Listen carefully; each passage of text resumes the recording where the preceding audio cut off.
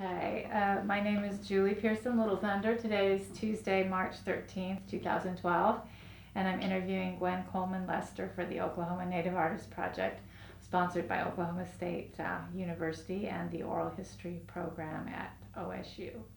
We're at Gwen's house in Claremore.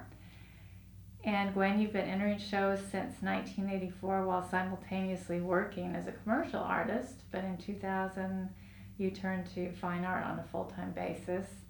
Your trademark images are contemporary Choctaw life in colored pencil and acrylics, for which you've won many awards over the years. And thank you for taking the time for this interview. Oh, thank you for coming. Where were you born and where did you grow up? I was born right here in Claremore. I grew up here, graduated from high school, and then I moved around a bit after that. I worked in Tulsa for a number of years, and then Norman, and then I moved to St. Louis and Seattle for a year, and then we moved to Altus. Well, moved back to Norman, worked in Altus during the week, lived in Norman on the weekends. It's complicated. But we ended up back here in Claremore in about 2004. 2004. Yeah. When you were growing up, what did your folks do for a living? My dad worked for the Indian Hospital here in Claremore. In fact, we're Choctaw and we were right in the middle of Cherokee country, but that's how we ended up here. He got a job with the Indian Hospital, and he worked in the maintenance department there. And my mom, she worked, actually, she started her working career at the Old Mason Hotel here. She gave radium baths back then. Interesting. It was unusual, yeah. Later on, though, she became a nurse's aide, and then that's what she did. Did you have any brothers or sisters? I have 3 sisters and 1 brother. Actually, I have 4 sisters. One passed away when she was only 2. She was much older than me, or would have been. Mm-hmm. Now, your parents were both Choctaw. Your mom was from Antlers, I guess, and your dad from Hugo. Right. Did your family history on one side influence you more than another? I think, we were around my mother's family more probably growing up. Even though we did know, I do have some good memories of some of my dad's family, especially an aunt on his side and some of his cousins that he was closer to. But yeah, mainly my granny and grandpa. Mm-hmm. On your mom's side. On my mom's side, yeah. Were there any other artists in the family? My brother, growing up, he was always kind of the family artist, but then he became an accountant and he kind of didn't pursue that. That's really interesting. My mom was always into quilting, so I think she had a real creative outlet there. She's always good at choosing patterns and colors and all, so I think that was an influence. So what would you say your earliest memory of seeing art is, or seeing native art? Anyone? Now, seeing native art, I think it had to come from being around Tulsa. And I can remember going to powwows and over to the Philbrook and seeing different art in these locations. At the Indian Annual, did you go to some of the shows? I went to some of those when I was a kid or teenager, I can remember especially. But that probably was what kind of spurred me to do this. Because in all the years I would look, I know I was just a kid and I don't remember everything, but I can remember looking for what is Choctaw in here. And because they would always be labeled by tribe. Right. The artist would be labeled by tribe. And I never found any. And I grew up thinking that all artists must be, Cherokee, Navajo, Kiowa. But I was outside of Choctaw territory, I guess, and I just didn't see enough that of represented up here. Yeah. What's your earliest memory of making art or doing art? Oh gosh, I drew all the time when I was a kid. That was like my toy of choice was a box of crayons. That'd keep me occupied forever. Yeah, so I've always done drawing, but when I was a kid, it was a little bit different. I drew clothes all the time. I thought I was going to be a clothes designer. An influence from your mom's quilt, maybe. Could have been. Okay. What kinds of art experiences did you have, like in primary school or secondary school? The only art class I ever remembered taking in school was in junior high. I had one art class in junior high, and that was it. Was the teacher pretty inspirational for you, or? I guess it was just such a different thing because, of course, we tried all different kinds of media, and so it was constantly working with things I was not familiar with. So I'm not sure it was inspirational rather than, oh, what is this? We did paper mache. That was totally new and different to me. Did you think of yourself as an artist when you were young, or did that come to you a bit later? I think that came later. I think I really didn't see myself that way when I was younger. So you had art classes in high school as well, or? No, in high school, whenever I had the option, I always took the music classes. I went. No, I don't know.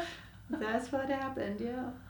Interesting. Were you studying an instrument, or? No, that was always the chorus. I was always singing, so Mhm. I enjoyed that a lot. You went to Southwestern Oklahoma State College, is that right? Yes, I went there to get my bachelor's degree. But see, I actually went to OSU Technical Branch in Okmulgee first, and that's where I picked up my basics of commercial art. Okay. And after working as a commercial artist for a while, that's when I decided that, yeah, I really need to finish out a bachelor's degree, because at that point I had an associate's. Mm-hmm. And then it was after I started working on that commercial degree, I thought, I really like the fine art side. I'm enjoying doing this. What, in terms of your commercial arts, did you get a job right after school? Right. Yes, I did. I felt so fortunate that straight out of school, Williams Companies in Tulsa hired me. And I worked for them. That was my first job. It was about 3 years with them before I moved on. How do you think your commercial art has come to inform your own work, your commercial art background? In a lot of ways. A lot. One of the ways I think it does is, I was so used to working with type all the time. And the other interest I had was my own language, the Choctaw language. So I just found ways of working Choctaw language into some of my drawings. Right. And so I do have language in there. And I think some of that drawing the letters, hand doing the letters, came from the commercial side. On the commercial side. Uh-huh. Was there any particular commercial art job where you just kind of found yourself thinking, I need to be doing my own work full time? Was there I don't think there was anything in particular from my work that made me feel like I needed to make that move. I think it was just always there. It was always like, oh, I'd really like to be doing that all the time. Because you started doing shows in '84, mm-hmm. So you were working full time, mm-hmm. and then doing shows. What were a couple of the early shows that you did? Let's see. Well, Red Earth was one of the bigger shows that I actually got into, although they never let me into the fine art side. Back in the beginning, they had the fine art side, then they had what they call the market. And it was like I don't even remember that. Yeah, What year? Did. Oh, that must have been, what was that? 87, 88? 88 maybe? Mm-hmm. Somewhere in there. But yeah, they wouldn't let me in on the fine art side, so I got in on the market side, and I was just happy to be there. It's like, oh my gosh, they let me in. Well, do you remember, had you sold a work of your own already? What, you remember your first sale? I actually had sold some things, but they were more generic. They weren't really, native themes or anything. No. So that was exciting. And did you sell it that first show? The first show, I did sell one big original that I was just ecstatic. Was it water media or? Actually, it was a colored pencil. Colored pencil. It was a large colored pencil, and it was a still life. I used to do a lot of still life colored pencil pieces back in the beginning because mainly, I think because I was working full time, it was the easiest thing for me to work on, that I could pick it up and put it down in the middle, and I'd leave things set up and come and go. So, was it with kind of that Red Earth show in mind that you sort of specifically began doing some native subject matter? How did that evolve? That evolved because I had been wanting to do something that was more strictly Choctaw for my tribe. And I think that actually I made a huge turning point when I turned 30, because I went to the Choctaw Festival down in Tuskahoma for the first time. For the first time. The very first time. And it was so exciting to me. I saw all of these dances and, the stickball exhibition games and all that. And I thought, okay, now I know what I want to do.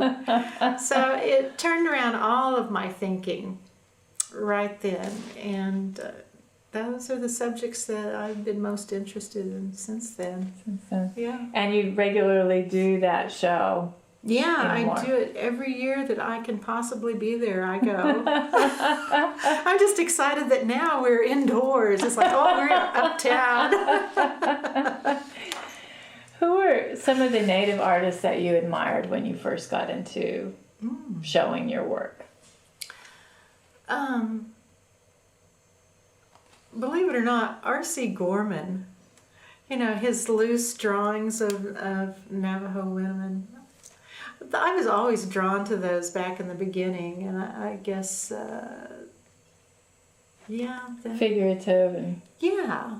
Really. I was really drawn to his stuff. But then there were others that I really liked, and I can't necessarily tell you all their names, because in the beginning, they weren't people that I was really familiar with, or it wasn't like one artist that I saw all the time. I guess I just liked the genre. If you went to any place that had a native art show, then I was just happy to be there and look. Even if it wasn't my tribe, I still enjoyed seeing what other people were doing with, their tribe's culture and what they were doing with it. So that, and I guess, finding a way to do that for my tribe was... I feel like that's still evolving. So, you are working in a really pretty realistic style initially. Is that so? Because of your commercial art background? It could be. Also, I guess because of going to school for commercial art, and having to take art history classes and all the fine art in combination with the commercial side. There were some artists that were not native that I tended to see a lot of that were published enough for you to actually do some research on them, that kind of thing. And there were a lot of people doing really realistic work that I found fascinating, and I guess that's why my work tended to go real realistic in the beginning. Mm-hmm. I think I still have a lot that I do that's very realistic, but you can look at a lot of examples where I've tried that flat style. I like that too. Okay. And then the looser drawings, looser watercolors, you know. My husband always says when he looks at my booth, he says it looks like it could have been done by 5 or 6 different people. I can't. Well, you help have a great range, and that's good. You know, producing art is one thing, of course, and marketing it is another. Yeah. How did you learn the business side of art? I think it just came with time, you know, hit and miss. I guess, well, I picked up a lot from different sources. You know, some of the jobs that I had in the past, because I did work for Williams Companies. I also worked for McDonnell Douglas, and it was later bought out by Boeing. And so I've seen, you know, how big corporations do marketing, and you know, I'm nowhere near their level or anything. I don't have their resources, that's for sure. But you know, I did see little things that could transfer over for me Into your business. Yeah. That was a good base to have. What role does your husband Rod play in the art business?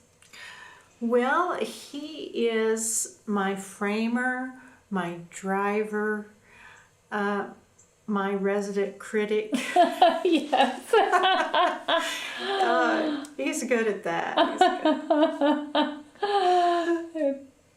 He's a big help. He really is. If there is anything I need a hand with, he really is right there. It's amazing that all the things I get him into, and he tolerates it pretty well.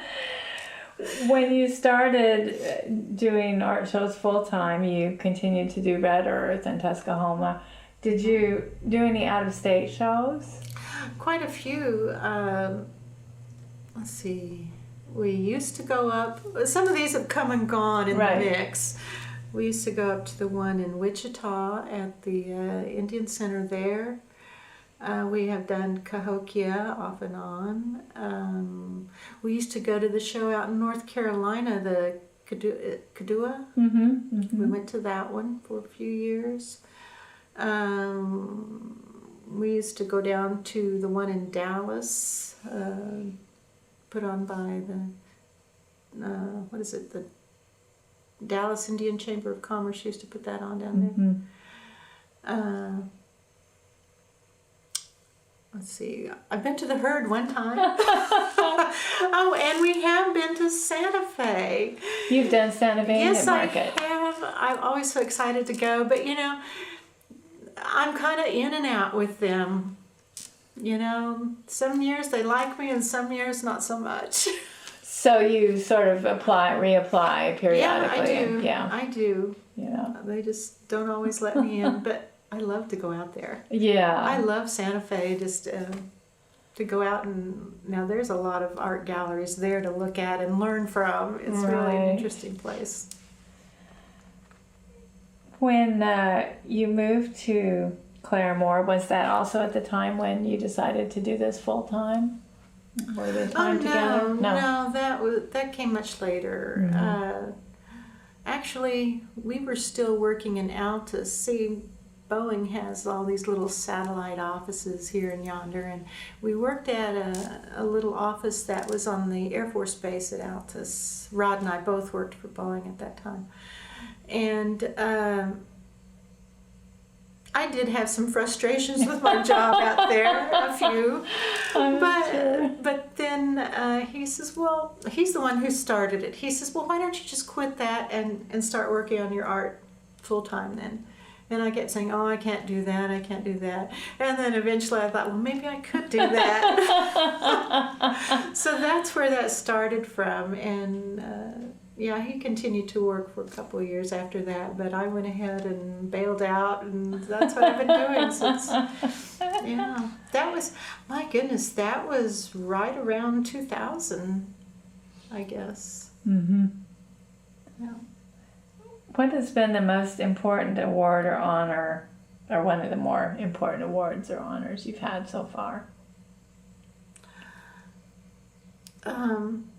Well, award and honor, they would be two different things, I guess. I think the first award I ever got in Santa Fe was probably one of my most exciting, because I thought I couldn't believe they let me in, and then I won a decent award. What did you win? I got a best of division for drawing out there. That's wonderful. Yeah, a best of division and a first place for drawing, and that was pretty exciting.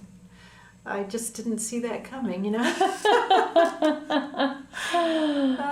And then. Well, now I have to tell you though, the one and only time I've been to the herd, I got a best of division out there too, and that was pretty exciting. That's wonderful. Again, in graphics or drawing? Or? In drawing. In drawing. Yeah. Mm-hmm. Yeah, I guess, my biggest awards have always been for my drawing, although I've had some first places in my painting, but when it comes to best of division, it's been drawing.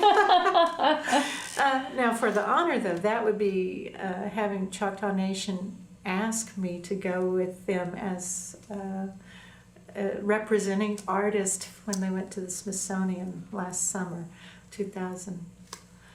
What was that now? It was 10, wasn't it? 11. 2011. 2011. Okay. Yeah. Now that was the first time that what is it now? National Museum of the American Indian. They asked Choctaw Nation to come up and put on the entire festival themselves, because they wanted tribes to come up and represent themselves the way they wanted to be seen.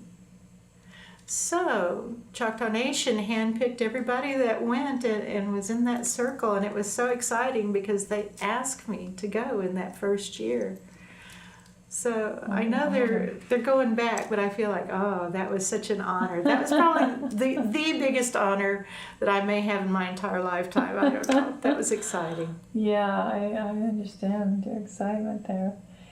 Did they also kind of, because it's a long trip, it can be expensive to stay. Did they help you out with your hotel? Oh, they were so generous. They paid the expenses for all the people they invited. That's wonderful. It was. I thought, it was too expensive a trip we would not have been able to stay downtown like that, and even our expenses on the road to get there, they paid all that as well. So it was very generous on their part. And they've been invited back, so must have been a great success. Yeah, I'm not going with this group, but that's okay. I have friends that were invited, so I'm okay. In some of the early days, artists would report it was hard for them if they were artists from one of the 5 tribes, southeastern tribes, to actually market images of their own tribes, because people were so focused on Plains images for a long time. Did you run into any of that when you started, or had that sort of passed? No, I think there's still a certain degree of that is still there. I really do, because I find a lot of people will, if they're truly interested, they will ask you questions. And I've had so many people ask me, what tribe is this? Or they'll say, is this Cherokee? Or, I think they've got some preconceived notions of what Indian art should look like. And I think their knowledge of how many tribes there are it's pretty limited. Yeah. So, and what I find so amazing is if you look at the Choctaw Nation, it's like the 3rd largest in the country right now. And see, that's part of why I stick with it too. I thought I may not sell the best, I don't, but I'm still out there because I feel like we are underrepresented in the marketplace. Whenever you're out there, you don't find that many Choctaw artists. So I feel like, well, until there's enough of them that keep popping up, I gotta hang in there. Do you think a lot of Choctaws buy your work, or people of Choctaw descent that claim Choctaw ancestry? Is that a part of your collector base? Some, yes. I have both kinds. People that see it as part of their own heritage. I do have other Choctaws that buy from me. And I do have some people who are just native art collectors, and I have a few that will buy from me. One of my biggest clients, God bless them, it's Choctaw Nation. They have bought several pieces from me, and that's always exciting to me because I feel like as long as they're still interested in my work, I must be doing something okay. So that's why I love to sell anything to them that they see is worthwhile. Have you made any trips to the Mississippi Choctaws? Have you? Yes. Well, our creation story is tied up with Mississippi. Choctaw's creation story is tied to the Naniwaya Mound, or at least one of the stories. There's several, but the Naniwaya Mound is an actual place that you can go and see the mound in Mississippi outside of Philadelphia. And we had to go down there. We went down there in the 90s sometime back. And your whole family? No, just me and Rod. We just decided, well, that was when we were living in St. Louis, and we got to looking at the map. We thought, that's doable. But we went down and I took pictures of the area, just, soaked it up. Went to, they have a little museum right there I think they actually changed the name of their location to Choctaw, Mississippi, right there on the Pearl River Reservation. But anyway, it's on the Pearl River Reservation where we went, and you could see a museum that they keep there that we went and looked at a lot of their artifacts and things. That was pretty exciting. So those kinds of emotions sort of found their way back into your painting as well. Oh, yeah. And genealogy, everything, because we don't trace our family too far back. Like, I can't tell you who was the first person from my family that came from Mississippi. We don't know exactly, which one came first. But we've been doing a little more research on that, so hopefully we'll figure that out one of these days. Is it part of do you go out there fairly often now, or on a regular, once a year, or just? Well, Rod's family is from Virginia, and I have a sister in Virginia also. So sometimes when we take trips, we kind of swing out through Mississippi on our way to or from there. So yeah, every once in a while we still make it back over there. Yeah, it's kind of fun. That's where I bought a lot of my baskets, my Choctaw baskets, River King baskets from down there.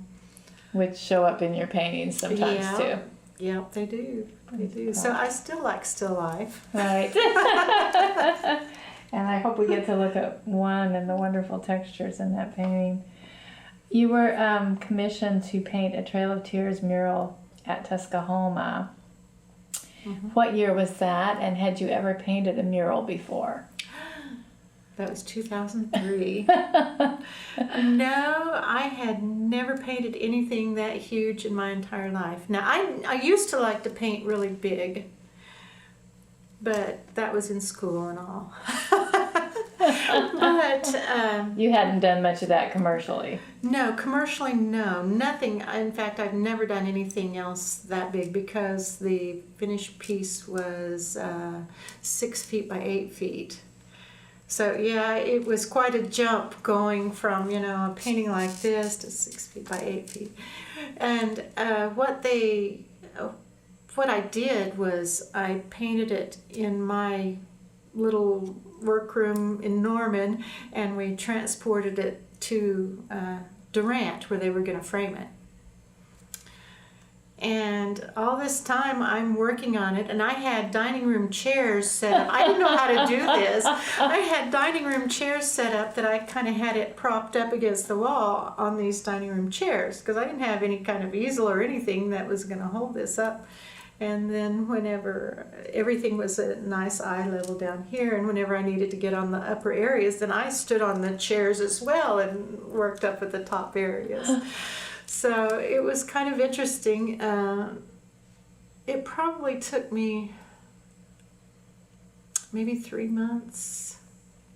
But included in there, though, was some time just doing some research because I felt like I've seen a lot of different Trail of Tears paintings, but I wanted to make sure that we were doing something that would be really more accurate for the route that the Choctaws took and some of the things that just happened for them. Like they actually had steamboats in their route for crossing the river. But, it was one of those other muddled up stories there where that didn't work so well, but they were there or in the mix, and harsh winters, all that. But anyway, I did a lot of research to try and do something that would be historically reasonable. Like, you're painting it like a historical novel is what it is. Right. You don't have photographs to go from, so that you just want to be as historically accurate as you can get, even though your people are fictional.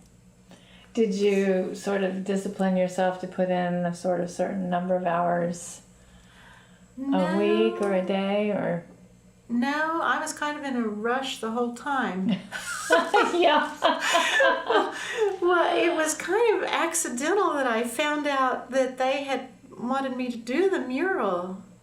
Oh yeah, it was complicated because whenever they were asking for a submission, packets to be submitted for murals, they were talking about a big history mural for the Choctaw tribe, just a big history mural.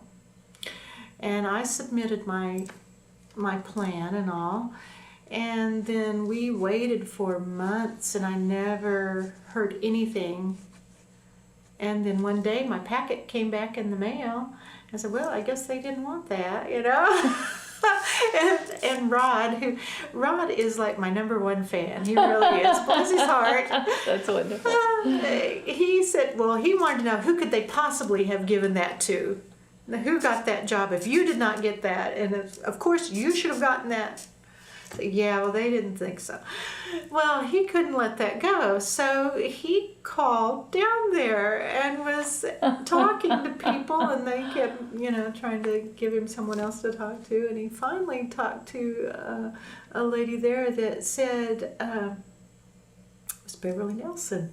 She said, well, no, she didn't get that job, but has she agreed to do the Trail of Tears or the Choctaw removal, which is another name for it? She said, has she agreed to do the Choctaw removal mural? And we said, the what? We didn't know what she was talking about. And so after she said, well, she thought that maybe the chief was going to ask me. And I guess he thought she was going to ask me. And so it was kind of accidental that, yeah, by the way, would you do this? Oh my gosh, yes. And that's when the fast and furious research began, because they had a deadline in mind. Oh. And I had already missed like 2 months of it. My goodness. Yeah, so that's why it was like work as much as you can, as often as you can, and yeah, that's the way that went. But it's a wonderful image. We're gonna take a look at that too. You did a painting for a Choctaw festival in Bakersville, California. You want to explain how that came about? A little bit. Bakersfield, it's so surprising. They actually have a fairly large population of Choctaws centered in Bakersfield, but really up and down the West Coast, I guess there's quite a few. And I guess that came about during the Dust Bowl years. And tribes were, Or urban relocation. Too. yes, urban relocation. And they ended up with a large population, and they actually have a Choctaw Festival out there. So one year they just asked me if I would come out and be there, be in their festival. And kind of the poster artist.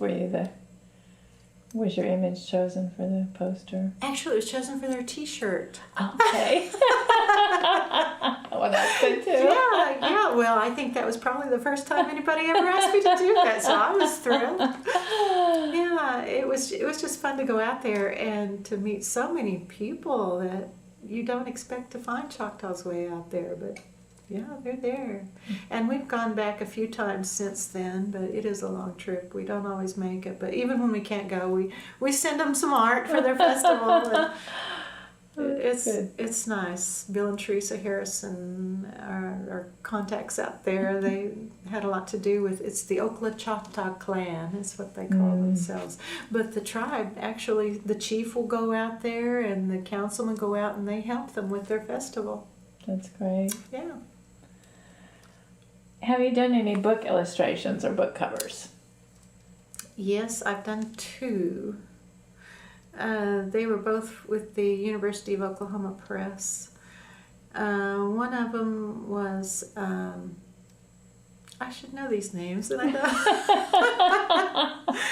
don't. Choctaws and Missionaries in Mississippi, and then it's got the years. I can't think of the years. And then the other one was Choctaw Music and Dance. And so they were kind of books of scholarship, sort of. Yeah, pretty much, I think. What are the challenges had you done while you had your commercial art background? Did that make it easier in a way? Not really, because they were only asking me to do the illustration. So that was like the cream of the crop was right there. In the commercial side, I would be doing everything but the illustration because you don't have the time. You farm that out to an artist that will do only the illustration.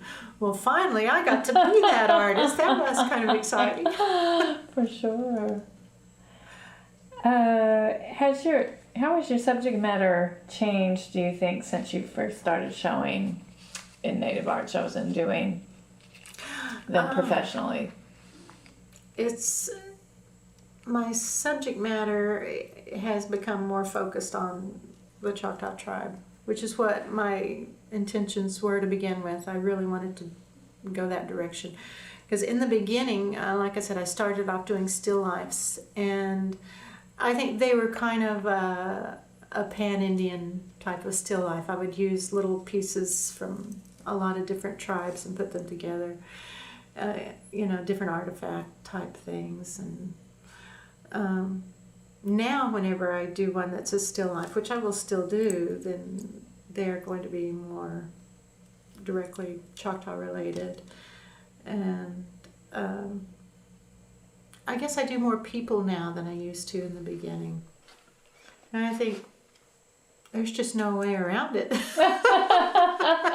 The things that are in my mind that would, I guess I just want to illustrate things that are important to Choctaw culture, and you can't hardly do that without the people in there.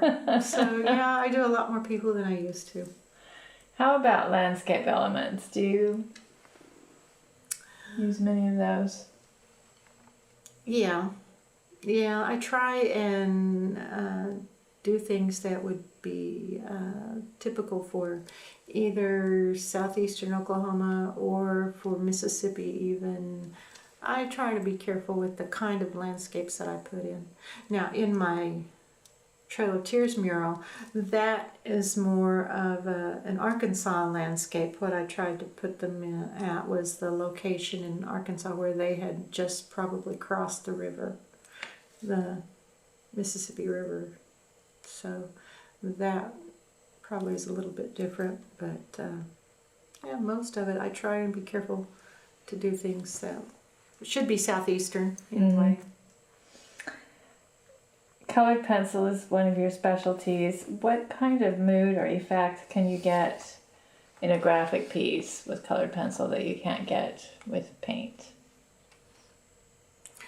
I don't know. I guess I just like the way that you can constantly layer it, and your original color will always be there. It all blends and shows through, and I don't know. I guess it's kind of. I used to really look at a lot of impressionist type paintings, and I think that the colored pencil, if you look at those really close, you can magnify those, and you've got an impressionist painting, I think. In terms of water media, do you primarily work in acrylics? Do you work with? Well, I do some watercolor. I probably do more acrylics than watercolor, though. Mm-hmm.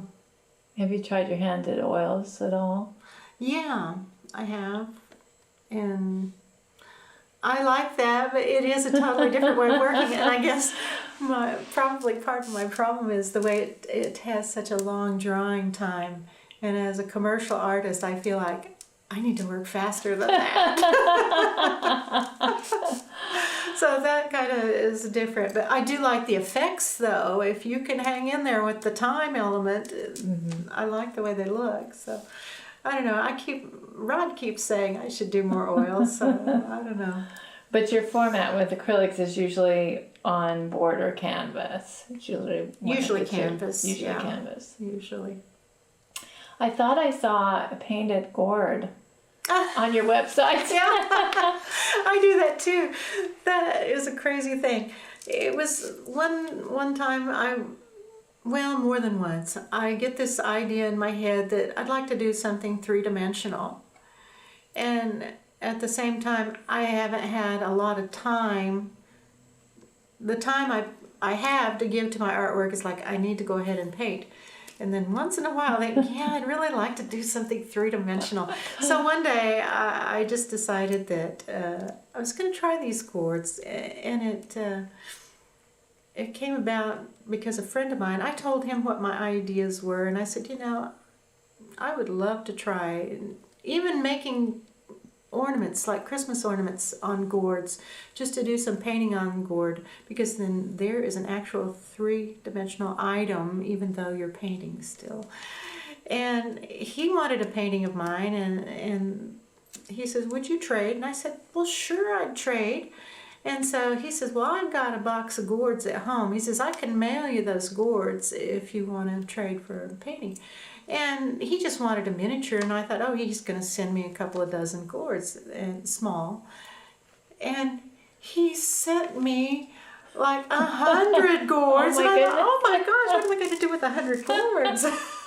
You still have some, I take it. Oh, no, we've long passed that 100 gourd point. Wow. Yeah, that was way back there. I do them all the time now. That's cool. It's kind of an opportunity too to do a more decorative Yeah. sort of. A lot of my subject on the gourds is going to be wildlife. But then sometimes I can really tie that into the southeastern motifs and southeastern animals and birds especially. And some of the design work, like the beadwork for the Choctaw tribe, I can kind of incorporate some designs that comes from the beadwork into designs on the gourds too. So I enjoy that. It's a little different. Do you visit much with Marcus Ammerman? Only when we happen to be at a show, at the same show. But Marcus and Roger Ammerman were at the Smithsonian, so we had a little more time to visit there. But yeah, I'm always excited to see other Choctaw artists. I like that. You've incorporated text, as you mentioned already, in your paintings. Often in Choctaw language. What do you like about using a text inside an image? Well, it just tells a different facet of the story. Like the portrait of my grandmother that I did, that one, the words in the background there are actually the words to the 23rd Psalms, but it's written in the Choctaw language. And that was so much a part of who she was. She was a very Christian woman. And she was brought up at the time, her beliefs at the time were that if you were a Christian, then you were turning away from your native ways. That's how that kind of got started, where we started losing pieces of our culture. She was taught that way from, a young person, that she was a Christian, and so she didn't do a lot of things anymore that she might have done otherwise. And so, but still, she had a Bible that was written in Choctaw language, and she was very active in her church, Hampton Chapel. So I think it just tells a different facet of the story. Now, I do have a painting where the words in the background are actually like the ledger page from the Dawes Rolls. And I put, names from my family in there and all. And you still got text type, right. But it's just a different facet, because in that painting it was kind of like that one was a self-portrait, more or less, because I'm in there, but my dad's in there, and then names of other family members are there, and in fact the Naniwea Mound is in the background of that one, and I think it's just, we're all Choctaw.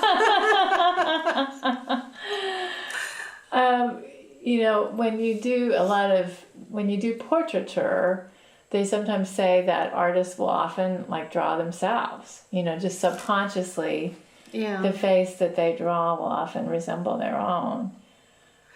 I hear that. Sometimes I think I have used my own face, but whenever I've done that, I think I know when I've more done conscious. it. Yeah, it is.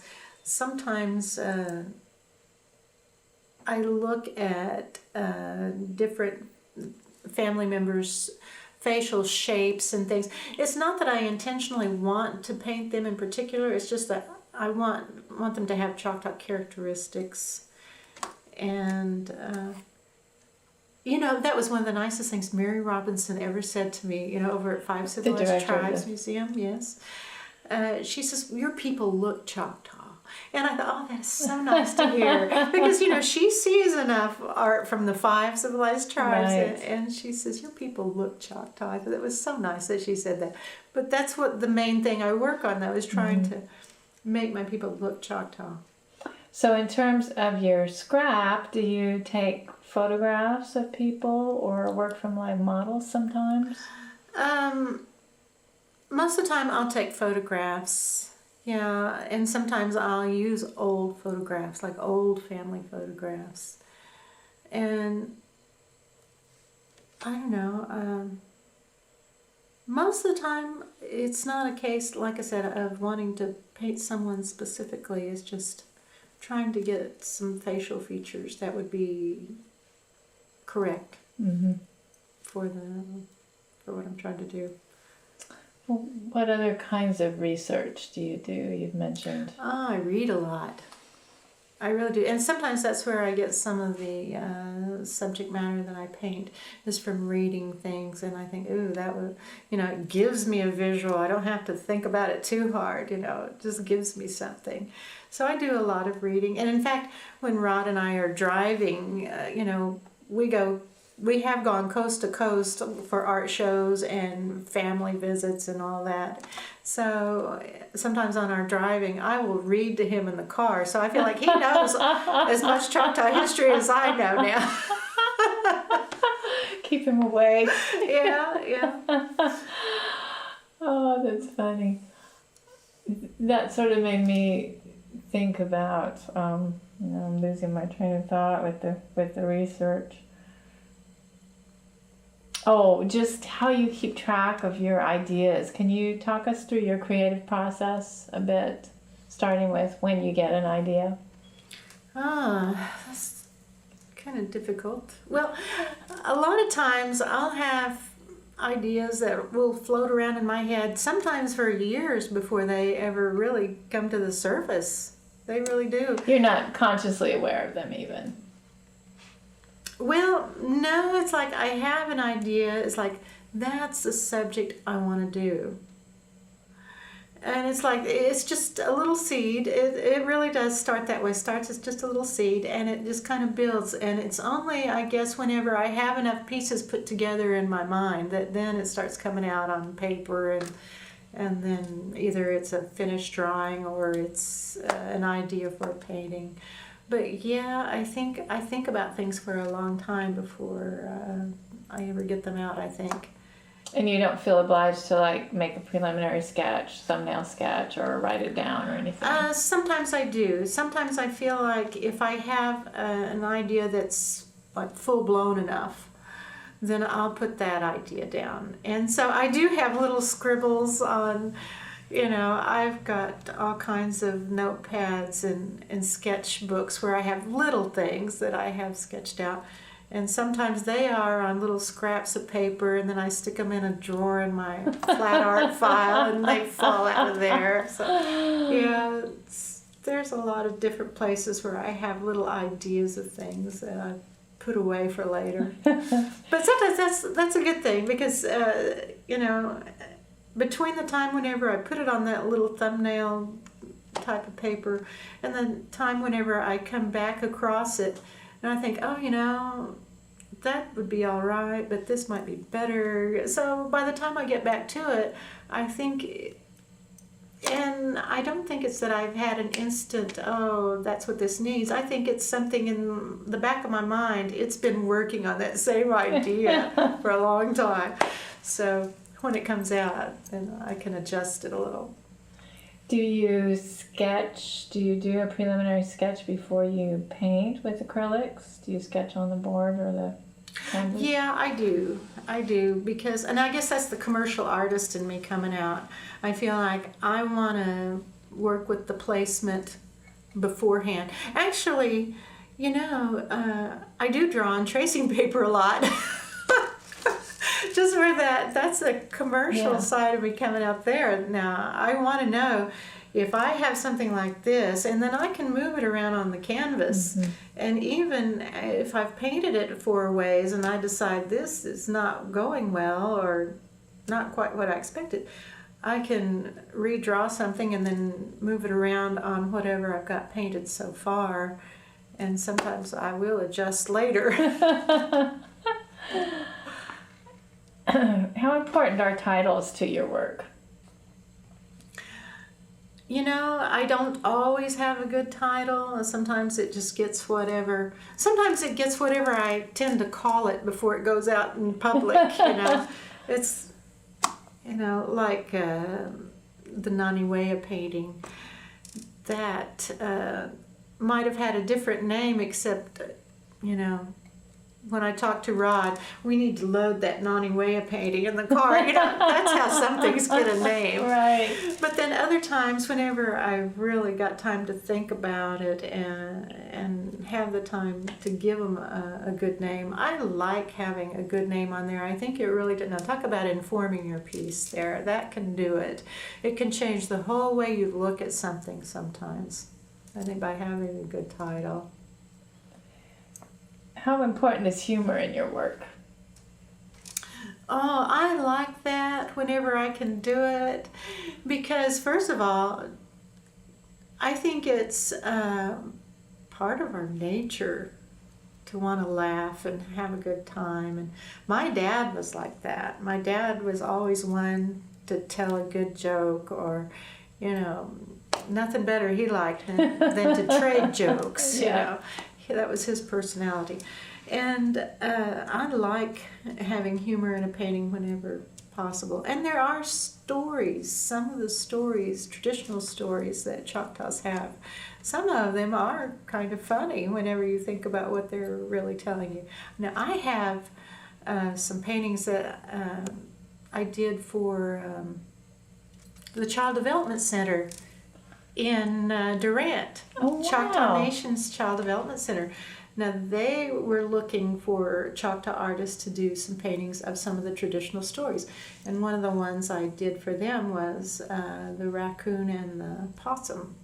So you've got the animal Yeah. figures there. Yeah. And the story How is fun. kind of funny because the raccoon tricks the possum, of course, into burning his tail off. Is Right. where that story goes anyway. So I like doing that sort of thing. Looking back on your career, what do you think was a sort of pivotal moment when you could have gone one direction and you sort of went in a different direction?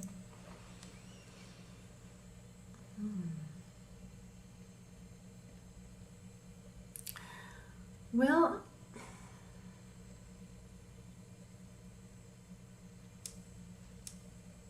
I don't know. I think that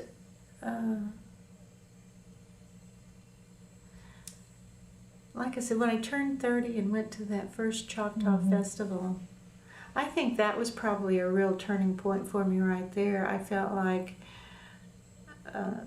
I know what I've got to do now. It was like that was probably a real turning point because my artwork was I was already working on that, working on techniques and working on the mechanics of how do you draw, how do you paint. That was already beginning and already been there for a while. But then going to Tuskahoma that first time, I think that kind of set me in the right direction. What has been one of the low points of your career?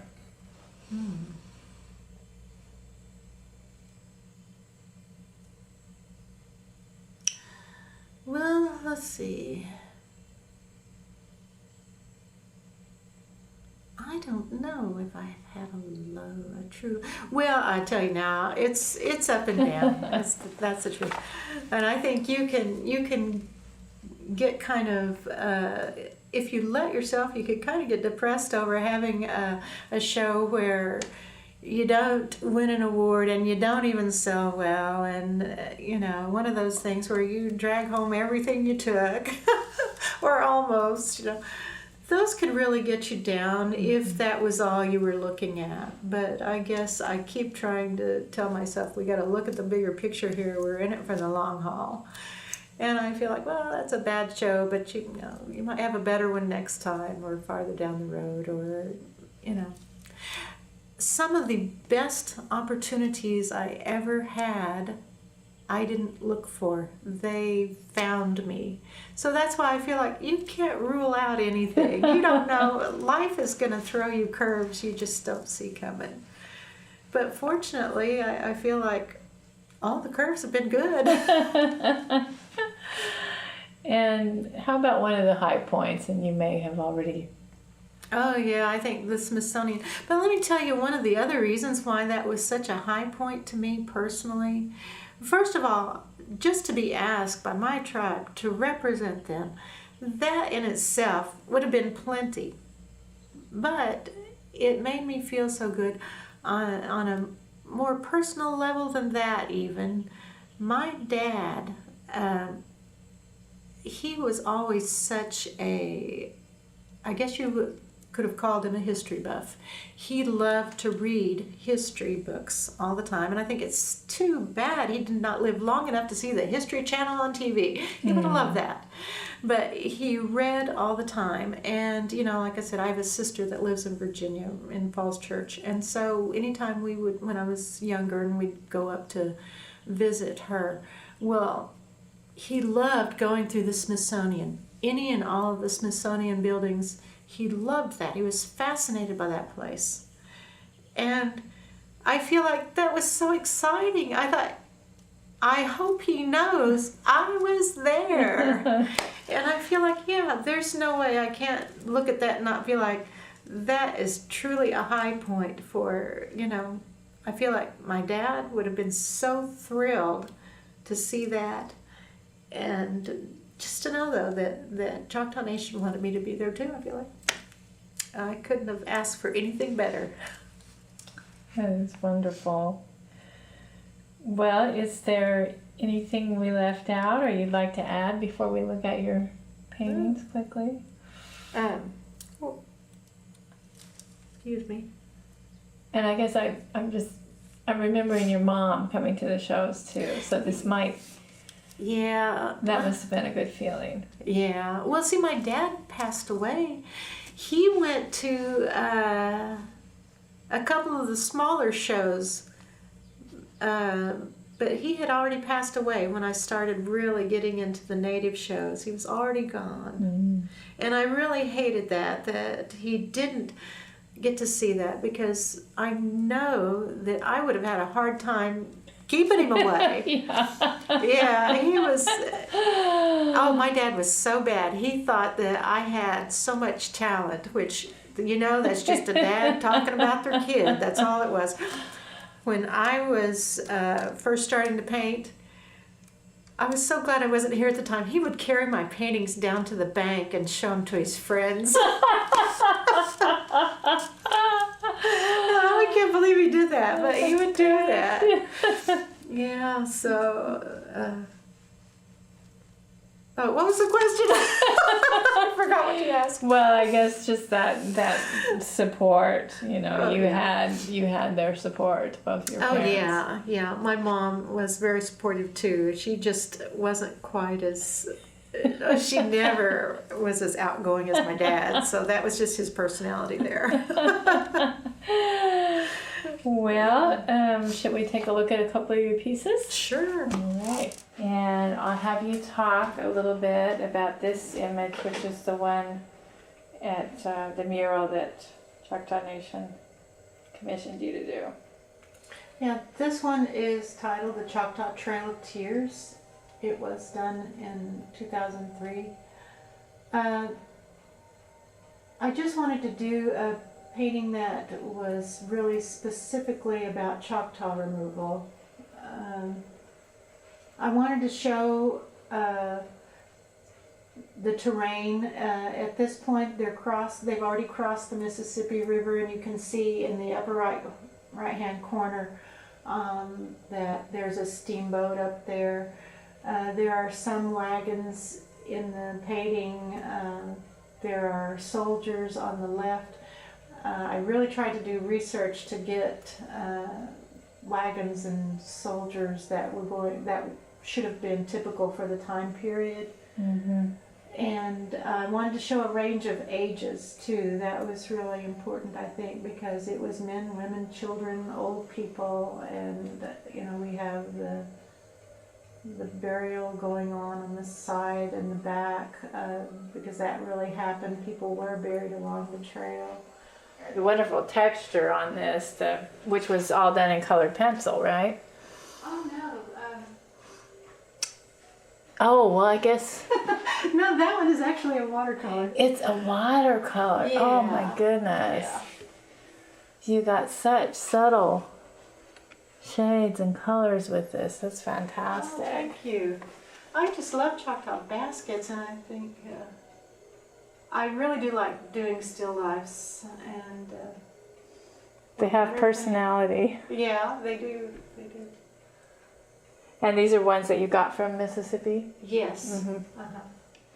This particular picture you said had a good title too. Oh, I love the ears of corn at the bottom. Mm-hmm. Oh, thank you. Well, it's called I Shall Not Want. Yeah, the words in the background are words to the 23rd Psalms, and so I took my words from there. Mm-hmm. But I thought it seemed so fitting because corn was such a staple food for a lot of tribes, and Choctaws were included there. Right. Just trying to get a little detail on the dress and the medallion too, and the basket. You've really got the look of the cloth and the apron, all the folds. Were those hard to do? No, that's actually, the cloth is the easier part for me. The harder part is that necklace she's wearing, the collar. You see at The collar, top? yeah. Yeah, the collar. So she's is got a kind of- beaded collar too, plus Right. the medallion. Yeah, I see that now. For some reason, those collars are always difficult to me. Yeah, but they're so gorgeous. Okay. And then you pick some southeastern flowers and Yeah, there's some birds in the trees. background. Yeah, Uh-huh. beautiful. Well, thank you so much for your time today, Gwen. Oh, thanks for coming. I appreciate you having an interest in Choctaw art. Absolutely. Glad you're out there representing them.